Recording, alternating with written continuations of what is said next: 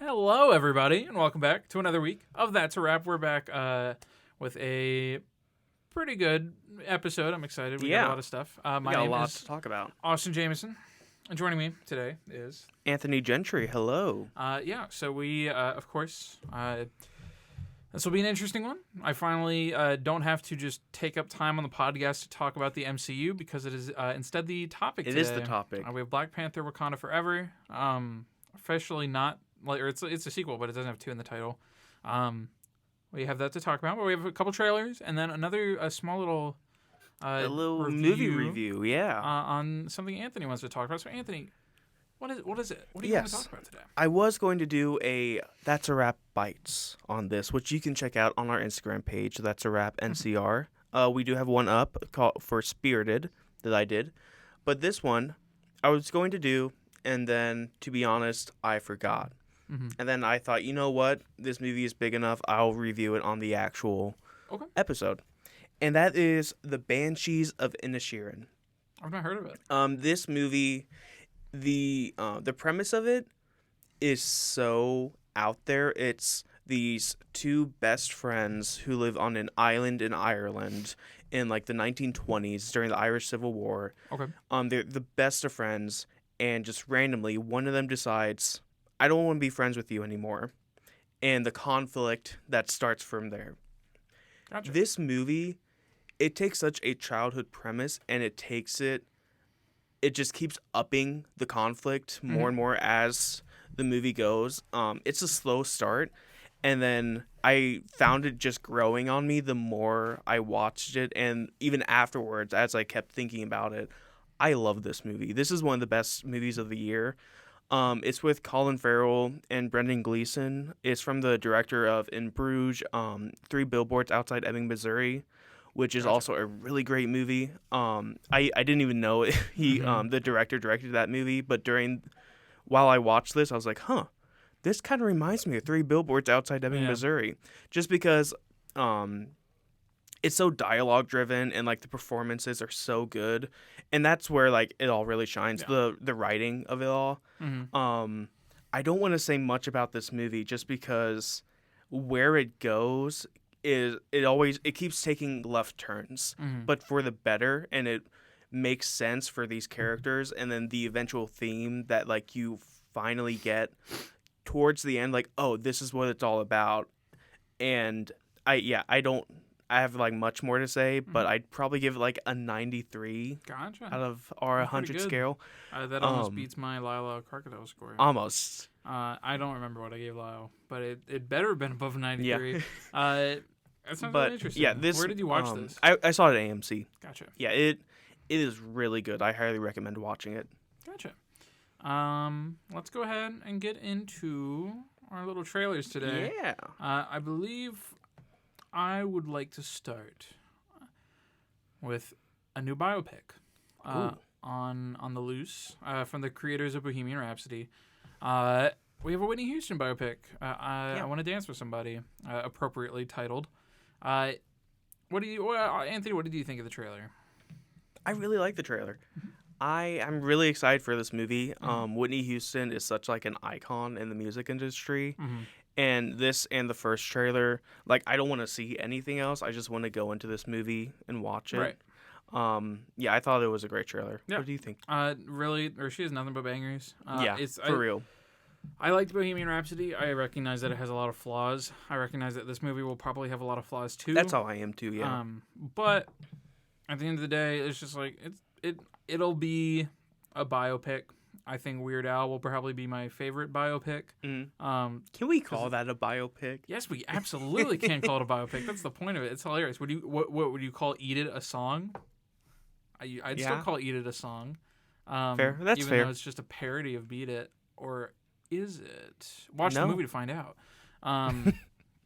But it looks pretty good. Yeah. Naomi Ackie, who's playing Whitney Houston, just like from the trailer alone looks amazing in the role. Yeah. Like, I know we haven't seen it, but it just screams Oscars to me. I think it has a lot of potential. I think when is that? Like December 23rd. We're getting to the point where all the movies are being rushed out before the end of the year. We're the 5 movies in 1 week, like Christmas week. I'm not ready. Time. I'm not ready. I'm not ready at all. Oh, I am ready. I can't wait. I'm glad. Let's go ahead So and many talk movies. about. There's a Netflix documentary coming out. Oh, yeah. From the hit star Robert Downey Jr. You might have heard of him. Who's he again? He was one of the guys in the Marvel, the superhero guys. Oh, was he Captain America? I think so. Oh, okay. Yeah, I like Captain America. He flies around. I don't know. Yeah. But it's him. He's making a documentary. It's him. It's that guy. He's making a documentary about his dad. Yeah. Because everybody knows him as Robert Downey Jr., but nobody's ever really. It's like, who's Robert Downey Sr.? Yeah. Netflix seems to be popping off with They're trying. black and white documentaries of celebrities with someone close in their life. With What's the other example? this and the Jonah Hill documentary about him and his therapist. Oh, I've not heard And about that. that movie also looks super good. Mm-hmm. But this movie, I was surprised by the trailer because everything you hear about Robert Downey Jr. and his relationship with his dad sounds completely awful. Like, that's what led him to be like have his like drug and alcohol addictions at such a young age because his father would just give him it. And it seems like in this trailer, it's like, yeah, my dad rules. I love his movies and stuff. He's awesome. I think this movie, or this documentary rather, will. I'm I'm excited for it, but not in the like sentiment of excitement. It's mostly like I'm interested and curious about the dynamic that they're going to bring on screen. Yeah, I'm interested about that too. It seems very realistic, and it seems like because obviously Robert Downey Jr. has had like struggles and like there's all of that in the past. So it's really interesting to see this like. There's like a lot of comedy to it, but it's also you can see that this is clearly a passion project of Robert Downey Jr. to capture his for sure. like father in the moment. I think it looks very sentimental, and I don't watch Netflix original stuff very often, but I might do this because I think it looks really interesting. Yeah, I think I'll watch this. It's something like you said, I'm not like super excited for, but I'm very interested in seeing. Mm-hmm. But that's Senior coming out on Netflix in an indeterminate amount of. Well, there's a determinate amount of time. I just don't know off the top of my head because I'm guys. December 2nd. Everybody. Yeah. Guess who walked into the studio today, completely prepared with all of the trailers watched. Who was that? That was me. I came in prepared. I had every single one. I brought the Senior trailer. Wasn't even on our docket before. Sent it to me. I sent a link to Anthony. You know what happens? I walk in. Guess who tells me that he hasn't watched any of the trailers today? Who was that? Slacker Anthony Gentry. That's not true. I watched half of one of our trailers in the movie theater. You know what that means? What? That means you're a slacker. So I am such a slacker. For all of our first-time viewers out there, this is pretty much the norm. This is how it is. Austin always comes in the studio I'm always first. Prepared. I always do all the Instagram sends me the trailers. Posts. I do all the That's a Rap Bites. I do all the posts. I do the designing. I make sure to like brand each post as well. You really do. I do nothing. Yeah, you're kind of like you're kind of freeloader. You just kind of come on here and give I just say thoughts. Movie good or movie bad, and that's all I do. It's like really uninteresting. Yeah. And like actually, I wanted to. I'm sorry, our audience. Let me talk to you off the mic real quick. 1 second. Let me turn off the mic. Okay. Yeah, I think I'm just gonna do the show with me from now on. Oh yeah. No, that makes sense. We'll do this one, but like maybe next week. I don't know if you'll. We'll see what our viewers think. I'll go ahead. Do I get a severance package? No. Oh. Yeah. Sorry. Oh. I'll go ahead and put a poll on the Instagram that I run. That you exclusively. Run. Yeah. And I'll see if everybody wants to keep you. Okay. Let's turn the mics back on. Okay. Hey sorry guys. About that. Just a little intermission. So I have an announcement to make. Austin and I have discussed this, and I am retiring. Yeah. Yeah. It's tragic, but sometimes like I understand that you have a big opportunity ahead of you. I do. Yeah. Scheduling conflicts. You know how it goes. It happens, especially in this industry. So it's just gonna be me from now on forever. Forever and ever. I'm going to watch all of the trailers, and I'm going to do the movie and the Instagram and the descriptions and the tags, and I'm going to do it all. It's all me. Yeah, what movie are you reviewing next week?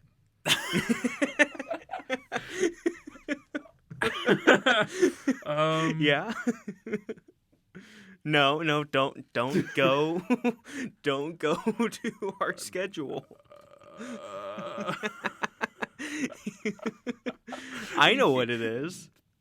It comes out on Disney Plus next week. You wanted this. I gave you multiple options, and you said I want to do this. Well, no, I know what it is. I'm just so excited. Yeah. Because it's Disenchanted. Of course. Is it? It is. Okay, I knew that. Yeah, no, I love Disenchanted. I was just okay. I'm done with the bit. Yeah. Anthony does everything, and all of you and I included should value him very dearly. I gotcha. There's a reason his name comes first on the credits. Okay, Anyway, we have 2 more trailers to talk about. Let's go ahead and talk. I want to talk about John Wick Chapter 4. Have you seen the John Wicks? I saw the first one and the second one. You're better than me. I've only seen the first one. I don't know. It's good. More action, fun. Yeah. It's Keanu Reeves. It's action packed. Yeah. They're just giving him another reason to go on a rampage throughout the city. Yeah, it's pretty good choreography. It doesn't look bad. It looks cool. There's an interesting statistic with John Wick movies where the budget and the amount that they make doubles with each film. Yeah, so I've seen the first film's budget was like I don't know, but it was like 17 million, and then it was really low. Like no one saw it coming, and then it came out, and became a huge hit. So we're at the third movie now had like decent sized budget. It was like 60 million, and then they made like 600 million. And so if the stats are true, this movie is gonna do pretty well. Pretty soon, John Wick 10 will be the highest grossing film ever made. It's exponential growth. That's what Keanu deserves. But yeah, the trailer looked like a John Wick trailer. You could have told me this was John Wick 3, and I'd believe you. You could have told me it was John Wick the first one, and I was like, okay, yeah. Yeah, I don't. Pennywise is in it. True, I'm excited for that. He was good in Barbarian. He was a good movie. But this movie, it looks cool. The trailer. It looks like a John Wick movie. Yeah, it looks like John Wick. Really all there and is that's to really say. what you want from a John Wick movie. No. So as long as they nail that, nothing they'll wrong double with it. their gross again. Maybe their triple gross it. income. Let's go ahead and finish off with one of like 17 of these genre of films coming out right now. We got once it hits public domain, it's fair game. Yeah, you need to like drop the folder, drop another one, and then you go to the Guillermo del Toro folder and you find the new Pinocchio film. Thoughts on the new Pinocchio for Guillermo del Toro's Pinocchio, his movie, that one. I love Guillermo del Toro. As you may recall, I was not a fan of his Nightmare Alley last year. It was number 10 in my worst, but that still doesn't take away my love for him. And this was the only Pinocchio movie I was looking forward to this year. And I guess last year, because we had one last year, too. Father. I don't even know which one that is. That was... Did that come out? Yeah, that was this year. It was made, like, years ago. Yikes. That was the Pauly Shore Pinocchio. The whole world to see. But, this stop motion, I really liked the trailer. I'm looking forward to this movie. There's a reason I saved this one for last, is because I think it looks really, really well. Good. Obviously, with the director in mind, I think we're gonna get like a A24 thing with Marcel the Shell with shoes on, where it's like, how is this gonna be dark? It's gonna end with a good moral. It's like this director is known for like twisting everything in such like a creepy dark way, but like with a like The Shape of Water is basically Beauty and the Beast in a way, and that gets dark. Yeah, I watched Pan's Labyrinth for the first time recently. Yeah. And it was like for 3/4 of the movie, I was like, this is confusing and not very good. It's kind of weird. And then the realization hits during the final act, and it's like, that was a really, really good movie, but holy crap. Yeah. So I don't get the vibe from this trailer that it's gonna get dark. It clearly has something else going on. I mean, but he think has it still made has like good content intentions. for children Yeah. before, and like he didn't direct or write, but one of my favorite DreamWorks movies that's so underrated, Rise of the Guardians. Oh my god, Wait, did he make that? He produced it. Like, he was the creative behind it. That's my favorite holiday movie. I love that genuinely. movie so much. Wow, I did not expect to talk about that. But now today. it makes sense, doesn't it? Yeah, absolutely. Yeah. That movie's so good. And yeah, Guillermo del Toro, no matter what it is, whether it is super dark or it is like child friendly, he brings this like childhood innocence to it all because he has this like imagination with him. Right. And I can't wait to see how he applies that to Pinocchio. You know what else he brings? What? Ewan McGregor as a cricket. He does. That's really it. Ewan McGregor's in it. I'm gonna watch it. That's how it works. You get McGregor in there, you get me in the theater, or Netflix. Have you seen Raymond and Ray yet? Raymond and Ray? Yeah. Of course I've seen Raymond and Ray. Is it good? I haven't seen Raymond and Ray. What happens in it? Well, what happens is Ewan McGregor, he goes to Coruscant. And on Coruscant, he meets up with Qui-Gon Jinn. Liam Neeson. And Liam Neeson teaches him the way of the Force. Oh, okay. Yeah, no, that's what happens. Mm-hmm. This movie comes out December 9th. That's really soon. That's really soon. I definitely don't think this will be a dark movie. I don't think it'll have a bad ending or like a dark ending. I think it'll be a realistic movie. I think it'll try and teach a real moral. The description of this says a darker version of the classic children's fairy tale. Okay, maybe not. Yeah. I think it'll be dark for kids though, like Coraline. Yeah. One of the beats is it's like this holiday season, and it's we forgot to talk about what the Scrooge. A Christmas Carol. I did not watch that trailer. Okay. Do you want to talk about it? Yeah, I'd love to talk about this movie. Yeah, it's another Christmas Carol musical. For every from Pinocchio, a streaming service. We must get another Christmas Carol. Also, check out the That's Right Bites for Spirited. Yeah. I was surprised by how not bad it was. I was surprised at Anthony's reaction because I didn't see it. I actually liked the songs, and of course, Will Ferrell, Gray the Showman writers wrote the music. Did they actually? They're popping I looked off. in the credits. I didn't see their names for all the songs, but at least like one of the songs. So I'm guessing if they did one, they did most of them. Yeah, I don't know. I'm just hot take. I think I've said this before. I'm gonna say it again. Just make sure it's make sure it's recorded. You don't need to say it again. No, I'm gonna. Yeah. Elf isn't that good. There is an elf reference in the movie. Tragic. At the very end. I don't care. Yeah. I don't like Elf. It's like Elf is good once, but when you start playing it during every month of the year, that's a problem. During my senior year. What did you think of this Christmas Carol Netflix trailer? It didn't look good. It looked like I didn't think it looked good. Stock Kroger commercial, like animated. Yeah, I'm looking through it right now. The animation, it's a musical. It was good animation like 10 years ago, but now it's like, come on. I don't know who doesn't know the story of A Christmas Carol anymore. I never heard of A Christmas Carol. What is it? Anthony, don't do that to me. Don't make me make another Christmas Carol movie for you. Oh wait, it's a remake of another Christmas Carol musical, this animated one. Yikes. I don't know how you can... That goes too deep. A film remake of an adaptation of a musical, of an adaptation of a novel and story from centuries ago. This is going to be interesting. Are you going to watch it? No.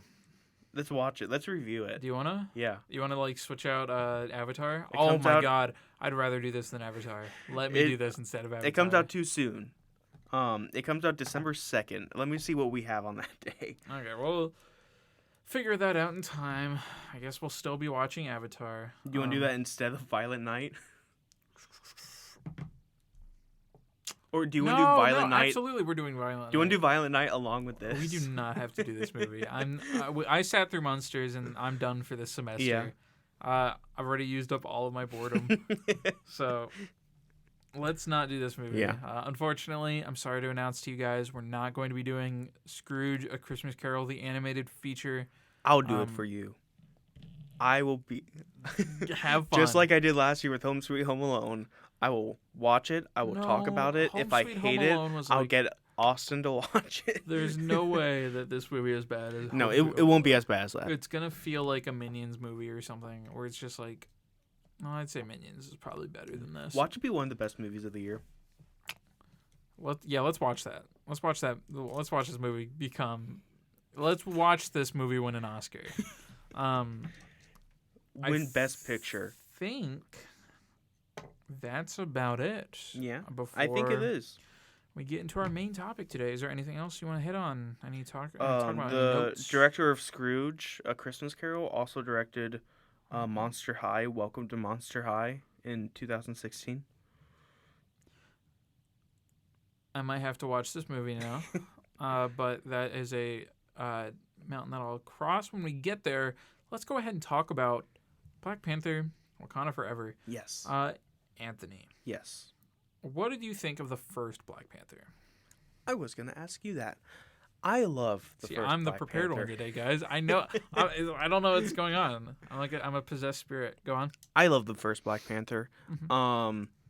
I don't even know where to start with it, but just everything they have, from like the world building to the villain with Killmonger to the amazing performance by Chadwick Boseman, who is sorely missed in this movie. But before we get into that, Yes. I love how it felt like what Marvel should be, which is a superhero movie that also tackles like real life problems and stakes with like Killmonger.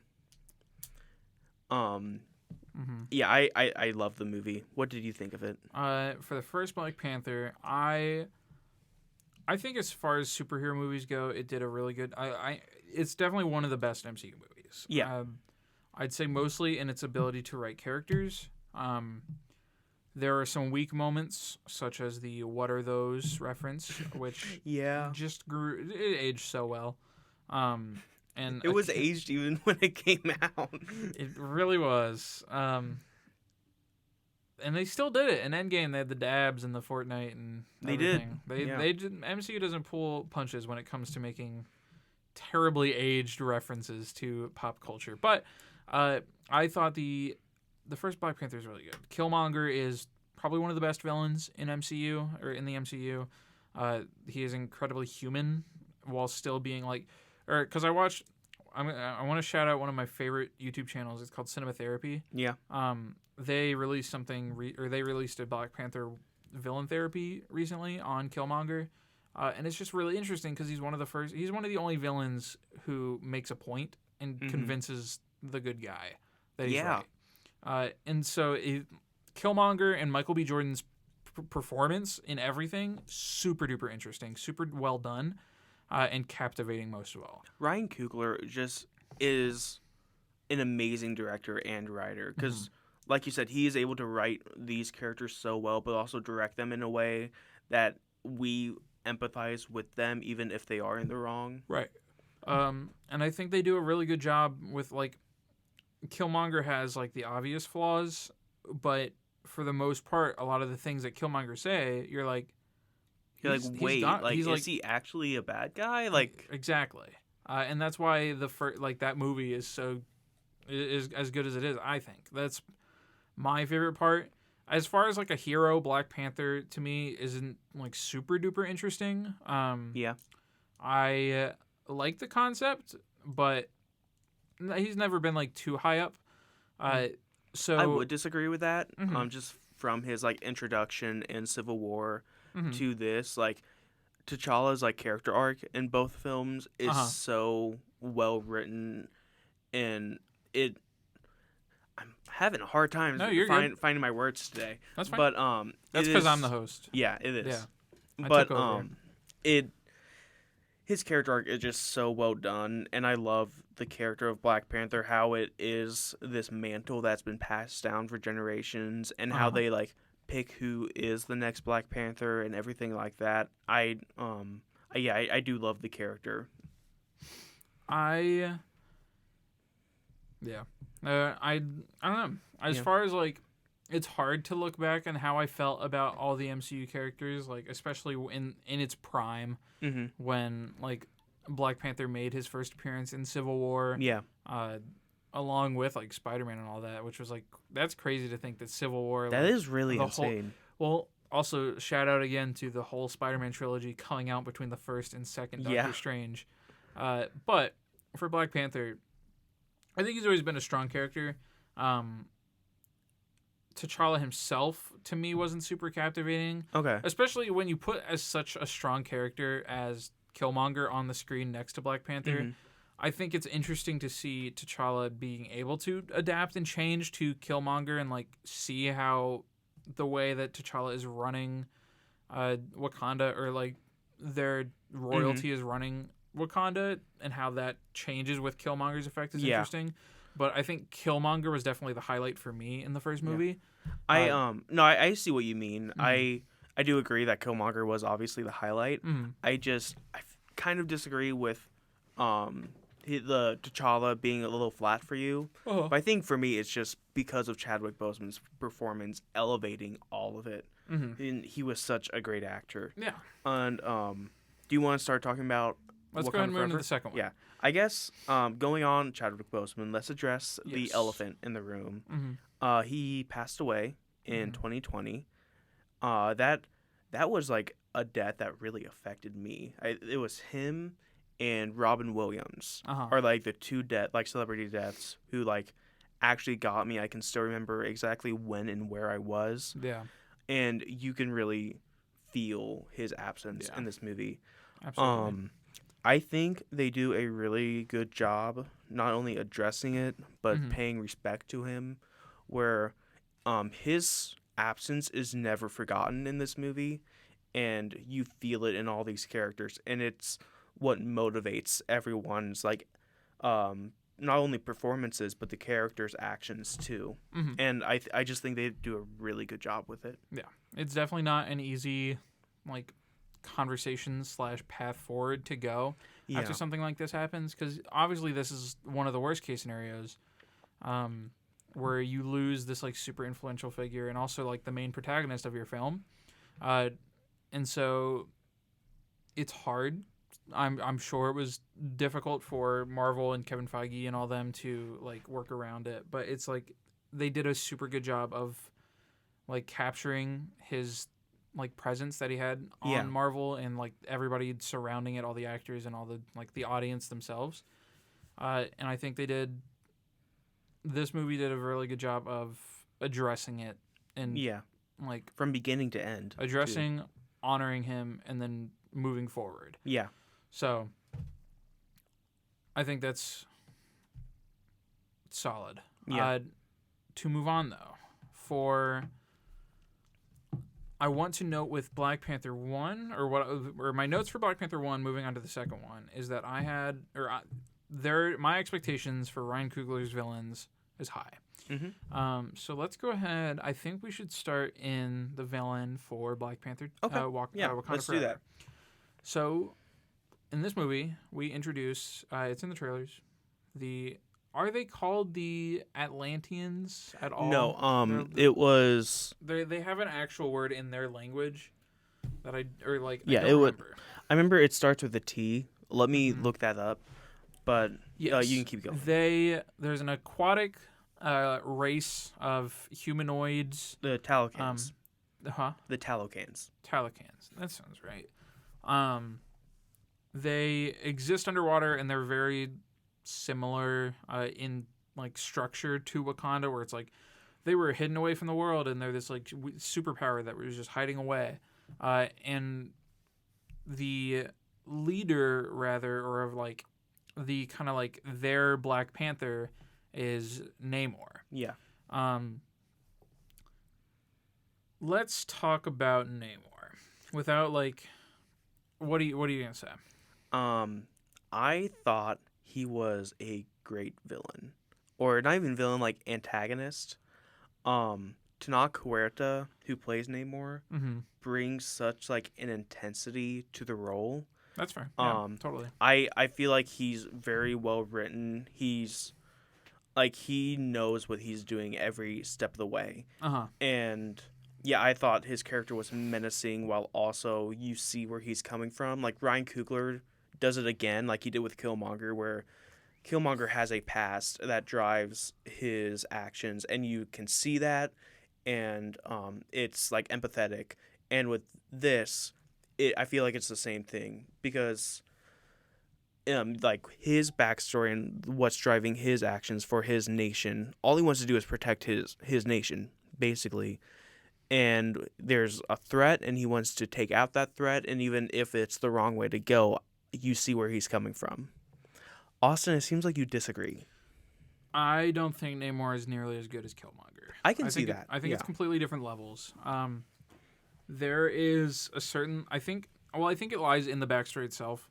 Namor, it's difficult because you can see the symbolism and the parallelism between like everybody's upbringings, but I think it's a lot harder to suspend the disbelief of this like water tribe that Namor like associates with and runs, and his backstory with that of like obviously without spoilers what like his whole lore versus Killmonger, which is like they cold open the film or the first film with like this super dark realistic situation, and it's just like it hits you with the like damn okay.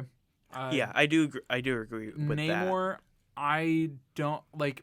I empathize with him, not because I feel for Namor as a character, but because the movie wants me to empathize with him. That's confusing in the way I'm saying it, but it feels like... It feels forced to you? I'd say it's more forced than me just... Because, like, they don't super duper try in the first one to, like... They don't have to put effort into making Killmonger seem like he's right. Yeah. He just is. Mm-hmm. In this, they have to explicitly show you, it's like, look, this is the thing that Namor is doing. This is the thing that this other character is doing. It's not that different. I think it's a lot more, it flows a lot more naturally in the first one with Killmonger. And I feel that, like, the audience has a much more natural connection to him than Namor in this one, where it's Namor feels like this like unknown threat, where Killmonger feels like a person. I see where you're coming from. That's my main difference with those two villains. I think for me it just worked better for me because I do think in his introduction, which is so strong, he is like this unknown threat. But as you get to know him more and more, you do see like who he is as a person, and you see where he's coming from in a lot of ways, and that's where it comes from for me. Where I like with Killmonger, it is, I guess, like more natural with it. Like you don't have to see his entire backstory to know. But with this, I do think it's still very strong, and I think it works very well for me. I don't know. Namor just didn't leave as it could. Well, it's not even like a matter of knowing more about the character, because Killmonger and Namor I equally know nothing about. Like or before each respective film, but at the end of the day, I think Namor was still a strong character in the way they used him in this movie. But there's more stuff later in spoilers that I want to talk about that I can't right now, in regards to Namor and his effects on the story. It's very hard to talk about this movie without revealing anything, because the trailers don't give away a whole lot. Yeah. You know how they do that? How? Because this movie is 2 hours and 44 minutes long. Yes. Now, I will say, this movie did not feel like 2 hours and 44 minutes. This movie is the bane of Austin's time. Because it is that long. I agree with you. I did not feel it. When it ended, I thought we still had like half an hour to go. Right. I watched this movie like Thursday opening night at their latest showtime. Yeah. So I was just like super out of it. I was like barely awake. Or like I was awake. I was plenty awake to comprehend the film, but I was very much like, I'm so ready to go home. Yeah. I don't know if that contributed to it or if it was just the actual pacing of the film was well. But it didn't feel like a 3-hour long film. I saw it at the earliest showtime. Gotcha. And it still breezed by for me. Do you want to go into the other characters? Sure. Let's go ahead and start. So as we said, obviously Chadwick Boseman is not in this movie. And because of that, we now have multiple like main characters in this. It focuses on like the nation of Wakanda, and every character and specifically every actor brings it in this role. Um, I said in my notes, Ramonda Mm-hmm. um, is one of the standouts of this movie. Yeah. Angela Bassett is her performance in this is so strong, Yes. and just along with everyone else. M'Baku, who I thought was it's Mbaku really just cool. He's just not in it that much. that was really tragic. I thought he was going to be in this one I know. I more, thought you'd have a bigger role, but but it was he's yeah. Mbaku. Shuri also really brings it. Do you have thoughts? Um, yeah, I guess I have some thoughts. Well, I thought it was a step up from the last film because she is more of an adult I than a teenager, so I she don't has to do like know. more I think with the her transition character. is weird. I don't think Okay. like Shuri as a protagonist versus Shuri as a side character supporting Mhm. T'Challa. Um, Do you wish eh, there was like more of her appearances in between because we get like her in Infinity War, and then I'm mm, not sure if we get her in Endgame, and there's like a 5 year gap there, and I right. think she wasn't blipped, and then who Hmm, knows how long it's been between Endgame and this movie, right. so there's been a long time for her to grow up, Yeah. so that's why like I bought it a little more, but I can see Hmm. without more of the on-screen development where you're coming from. This movie has very much like if you like the performances in the first one, you'll like the performances in this one. Oh yeah. I think there's a lot of, especially near the beginning, like very front heavy. Um, there is a lot of interactions between Shuri and like Okoye. Or Okoye, oh, by the way, she is amazing in this. Denai Guerrera. she's amazing, but it's cheesy. And it's like it's Really? the same cheesy as Black Panther one. Oh, That you mean those interactions? Yeah, yeah, I see what you mean. I think other than that, though, like their performances are really great. there's a lot of like jokes in this one that you could tell were written by the same person who did the "What are those" in the first one. Yeah. Obviously Are that's you talking about like the ugly jokes? it's like yeah, and it's Yeah. like that whole like anything like just there's like little quips about Mhm. makeup. There's weird quips That with a that new worked for me. character. I that we like that introduced. joke. I don't know. Speaking of It's jokes, mostly the execution. there aren't many in this movie, which I think is a big pro Uh-huh. for it. Just because we have been talking about, like, especially with Thor, Love and Thunder, the MCU is getting too unserious, too jokey, and this one is very serious. All the jokes are used sparingly, which I really appreciated. I just wish like I do agree, I think it was a good choice for them to do it way less and to Yeah. tone down the comedy. I think they still like even in their attempts at comedy, I think it was pretty rough. Yeah. Um Do you want to get into, like, general thoughts? Because it seems like you are leaning more negative. let's get into general thoughts. Yeah. I loved this movie. Watching it, I'm still not sure whether or not I like this more than the first one. Oh. For me, they're neck and neck, just because I said in my notes all of it, from like the writing to the directing to the action scenes, are all super good. Some of the action scenes I think get a little too like shaky cam ish, to where like especially the scene on the bridge. Yeah, It was a little hard to tell what was going on, I agree. but a lot of the other action scenes I thought were very tight, and they served not only like to show the audience, hey, isn't this cool, but they served the characters and the story as well, because Right. each action scene had a reason for the story and for the characters. Fair enough. My general thoughts. I like this movie, Mm-hmm. and that is saying a lot for my thoughts on Marvel recently. Yeah. It's I don't think by any means it's or I respect your stance on like are you're not sure. For me, it's definitely not better than the first one. Yeah. I think the narrative storytelling of the first one is too strong to beat. Yeah. Yeah, every time I think this might be better, I go back to the scene with Killmonger at the museum and how Exactly. good that was. It's the Black Panther one was able to tell so much with so little. Especially, I think Michael B. Jordan carried a lot of that with Killmonger. I'm just a Killmonger fan. Yeah. But This movie, I did like it.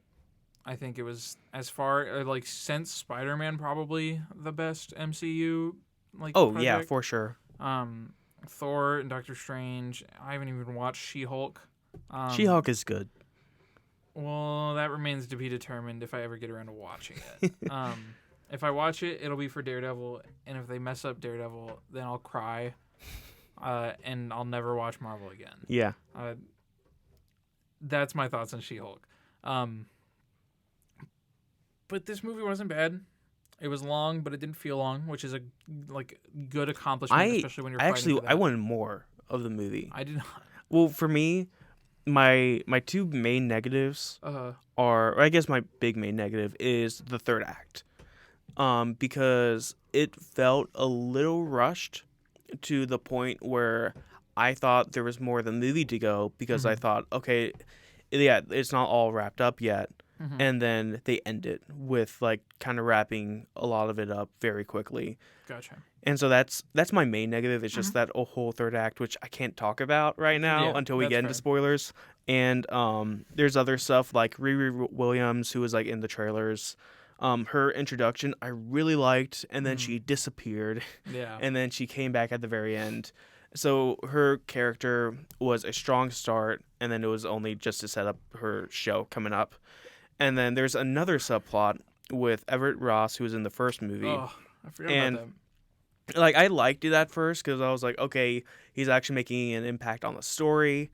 And then it was just to set up another future MCU project. And something I want to touch on again that I did in my last Marvel rant. Yeah. And that this movie, I think, does suffer from, is that Marvel movies are not stories anymore. They are prequels for whatever comes next. I do think this is a story. I don't think so. I don't think it we'll get into it, but this movie does not conclude. It's a first act for whatever comes next. It doesn't finish a story. It just kind of promotes the next thing. We have about 15 minutes left. Do you want to spend the rest? Spoilers. Okay. Do you have any other notes? I do not. I didn't take a lot of notes. Let me go. Yeah, third act feels rushed. Yeah, I love the actors. In my notes, I said this is what Marvel should be, which is a superhero movie that tackles real life issues. The first Black Panther, I'd say, is like that. This movie, oh, for sure. This movie, I would. Well, there is real life issues, but I'd say it's very superhero based. It's like, well, we'll talk about that. Oh yeah, for sure. But like, it blends the two together, which is what I really appreciated. Yeah, I don't know. I don't think I agree with that. Yeah. I think the first movie dealt with real life issues, but oh yeah, definitely. Like that is what more Marvel should be. But where we are at with Marvel now, it's like, okay, you're doing it some, so it's like, yay, that's good. How would you rate this? I gave this because I always give my Letterboxd score, and then that's a wrap. The Letterboxd, I gave it a 3 stars. Okay. Most MCU movies get a 3.5. I'd say it's like, well, except for like Doctor Strange and Love and Thunder, those were obviously much lower. Those are higher, right? Absolutely not. So 3 stars. I'd probably give this movie like 75, maybe. Yeah. It was okay. I'm way high on this movie. I'm sure. I gave it a 93 out of 100. On Letterboxd, I think I gave it. By the way, guys, I'm on Letterboxd now. It's on Letterboxd. I kept like using it and then never using it. Yeah. And now I'm finally I'm committing now. I gave it 4.5 stars. Holy crap! I really love this movie. Okay. There's just a lot good about it. Do you know the Rotten Tomatoes score? I do not. Do you? I do not. Do you want me to do it? Yes. Okay. Give me just a little second while we pull up our little stats here. So I think the first Black Panther, the critic score was, I think, in the high 90s. Do you want to guess the first Black Panther scores? Well, like just to compare it to this one, but sure. I think the first one was like 98. 98 tomato, and audience is 98. Sure. 96 is the critic. Okay. 79 is the audience. Was that before they had verified reviews? Yeah, these are 50,000 ratings. Okay, that makes sense. Let me go ahead and pull up number 2. For this one, I think it'll still be the 90s. I think it'll be lower. I'm going to go straight up 90% for critics, For audience, I think because it is verified reviews, with like the passing of Chadwick Boseman and how they deal with legacy, I think that's gonna go into the audience reviews. I'm gonna say 97 for audience. Okay, so we got 90 Yes. for critics, Yes. 97 for audience. Yes. The critic score, the tomato meter, it is 84%. Oh, okay. Mm-hmm. That's still pretty good. Yeah. As far as Marvel goes, I think that's around the average, Yeah. probably. There's a lot in the 90s. The audience score, you said 97? Yes. Do you want to change that answer? I do not.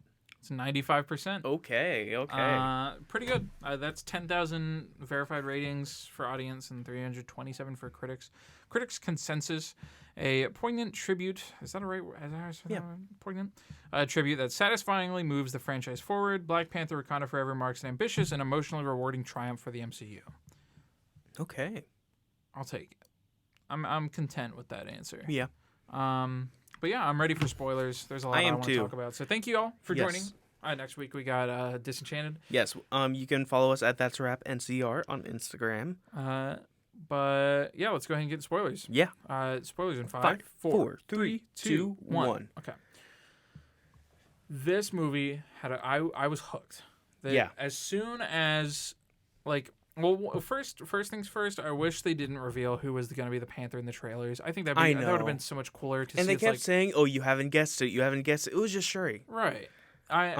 It's shocker. Yeah. By the way, the real life issues I was talking about is with Namor, with the colonization of it all, like his the history of his tribe, and obviously all these governments trying to come in and take control of Wakanda. Gotcha. I think that is super relevant to today. Totally. And just like with the original Black Panther, how they dealt with real life issues, this also dealt with real life issues.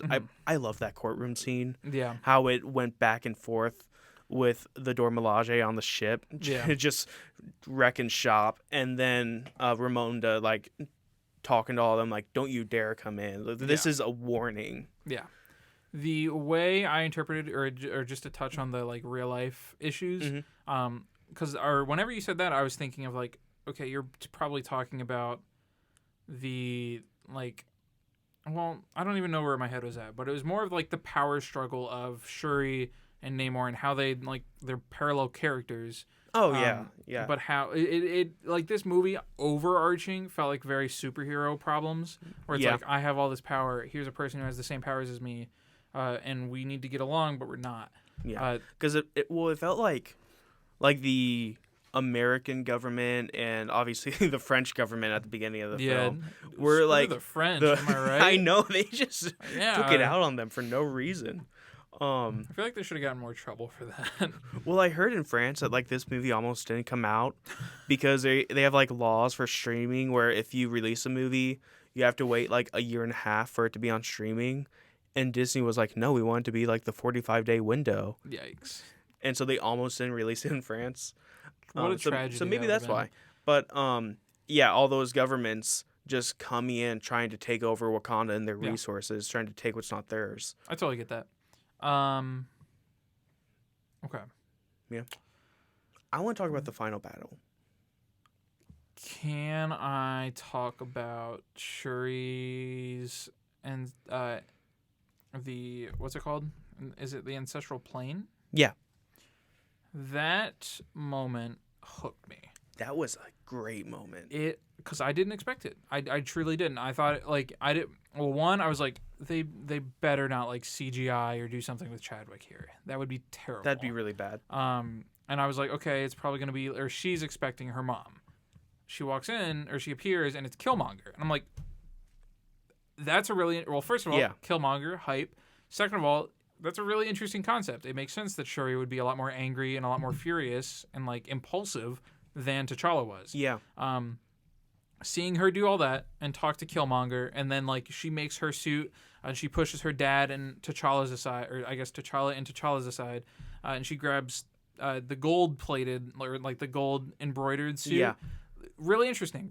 I saw that and I was like, oh no. I was so hyped. I was like, okay, Marvel's going to like, they're going to take a punch at like protagonists being like gritty almost, and like taking Yeah. like Well, I thought Shuri was going to adopt like both Killmonger and like T'Challa's like attitudes, like make it a blend. I desperately want a Marvel character that isn't going to pull their punches. Yeah. Well, I thought like, sorry, you can keep going. Because I think it would have been a really good contradiction to T'Challa, to like, because we get that Guardian of Wakanda back, but now it's like it's a Guardian of Wakanda who's not going to like play by the rules and like is going to fight like Killmonger did. Yeah. I thought it was going to be like what you said. Mm-hmm. I thought that's what it was going to be, but the way they set it up, I thought they were setting Shuri up to go too far into being like Killmonger and to be like super vengeful to the point of being an anti-hero. Well, so I was like a little worried about like, oh, is Shuri like going to lose it? I wanted that to happen desperately. I did too. And then when the scene on the beach with Namor, I thought she was going to kill him. I thought so too. And I thought, oh, like when I said I thought we had like half an hour left, I thought that last battle scene was the middle battle. And then we're like, okay, now we got to deal with Shuri. Right. And no, it was... I don't think they would have done that. I don't think they would have like had to deal... I don't think she's going like off the cuff. She's just like, she has a much harsher moral code than T'Challa did. I think that would have been really, really interesting. I was like... I do wish they did what you said, because it felt like how they wrapped it up was a little too clean. And like I said, the final battle, it felt like the middle battle, because they found out Namor's weakness too early. Or like not too early, but too like easily, I guess, which it's a weakness that makes a whole lot of sense. But I kind of wish they figured it out in the battle, like maybe if they were on a beach or something and he was getting a little dried up. And instead of being like, oh, this is it, and it immediately works, and that final battle, it just felt like it shouldn't have been the last one. I wanted one more scene with Wakanda against the Talocan to make it feel like this full-on war instead of these two battles. Fair enough. That's super fair. I didn't concern myself with the battle too much. I was just obsessed with what they were going to do with Shuri. I was disappointed. I know Marvel's going to do it, but like that entire scene, because I think it would have been so powerful, because they have that whole stupid scene in the middle where Shuri's like swimming around in her stupid little like Michelin Man suit. It was a cool scene, but I kept laughing because of the suit. Yeah, and she's like floating around. She's like, "Whoa, it's so beautiful! Look, it's like Wakanda. It's just like us. I get it. That's awesome." She wants Namor kills her mother. She wants By the way, revenge. that scene is so powerful, especially with Namor coming up and saying, "You're the queen now. I'm coming back in 1 week. Yeah, you better get your crap together." Like, exactly. I keep like replaying that scene in my mind just because like Tenoch Huerta's performance in that was so good. Another thing, I wouldn't say it's really cheating, but they do flying pretty well in this movie. Yeah, because there has to be a very big distinction. Taking steps, because with Black Adam, it's like you're in Minecraft creative mode. You just float. With this, or he has like wings on his ankles. Yeah. So it's less of like it. Even Iron Man does it weird, but it's propulsion, and so he's able to, like, he has gravity to him, and he has like momentum too. Exactly. It felt very fluent. Yeah. So kudos. But this movie with Shuri and Namor, or was there anything else we were talking about before I'm about to go into my thing? I don't remember. I don't think so. We are running out of time. Okay. I'll wrap up here. Because the ending of this movie sets up another movie. Namor is not defeated. Shuri is the Black Panther now. Yeah. That's it. I did want Namor to be defeated, but I'm so glad he wasn't, because I loved his character so much. I think... I remember what I was going to say, because during that whole scene, because Shuri has like the vibranium spear up to his neck, and it's like it's montaging all of these like beautiful moments where she's like, oh look, or she's like realizing that they're the same.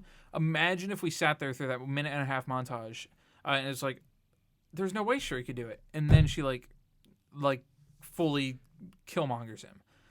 I think that would have been really powerful and really defining for Killmongers him. Exactly. It's in the name. I don't know. I think it would have been a much more interesting direction for Shuri's character. Or we have another. I think it would have set up a lot of conflict. I know it would have been interesting. Like not only Shuri and maybe herself, but also Shuri and Wakanda, Shuri and Talocan, because I feel like now M'Baku and like Okoye would be like way. That's not what we were trying to go for. She's like T'Challa, and that's not a bad thing, but it's repetitive. I don't want another moral hero who won't kill. Yeah, her story did parallel T'Challa a lot too, with going after someone who killed her parent, being full of vengeance, getting the chance to kill them, but choosing not to. I don't know. I think it was really weak because the Marvel movies are scared to take the extra step and like leap off the cliff, where they'll be like, okay, let's just play it safe. So it's like Shuri, let's have her push into Killmonger's plot a little bit. But she's not going to kill anybody. Let's have her like push into leader of Wakanda, but she's going to like just kind of like sit aside. Yeah. I see what you mean. It's non-confrontational and it's boring. And I think if this movie had Shuri actually kill Namor at the end and execute him, that would have been sick. I think it would have defined like not the MCU, but the like tone of this movie at least. Do you think they're going to do the same thing with Thunderbolts? Because that's basically Marvel Suicide Squad. If they the do, bad guys like suck. Doing good. Because they're not going to like. I don't know. It'll be better than the first Suicide Squad, but it won't. They aren't able to tell captivating stories if they're not willing to land their punches with full force. Yeah, I do agree. That is part of my criticism for that third act. By the way, I loved the very end with her at the beach and then that mid-credit scene. Yeah. That was just so powerful. That's all my thoughts. I think that's everything I got. Thank you all for joining us today. Tune in next week for Disenchanted. Yeah. I'm going to try and watch the first Enchanted before just to get it all refreshed in my mind. I'm super excited for this movie. Me too. Make sure to check us out on That's a Wrap NCR on Instagram for any updates. But until next time, that's a wrap.